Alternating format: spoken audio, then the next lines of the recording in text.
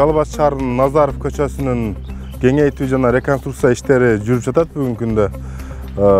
Курулуш мөөнөтү 3 ай. Жол деген жол как артерия деп эсептеймин. Шаардын тургуну катары болуп аткан жолдорго көз карашым жакшы. Кудай кааласа өнүгүү бар, өсүү бар.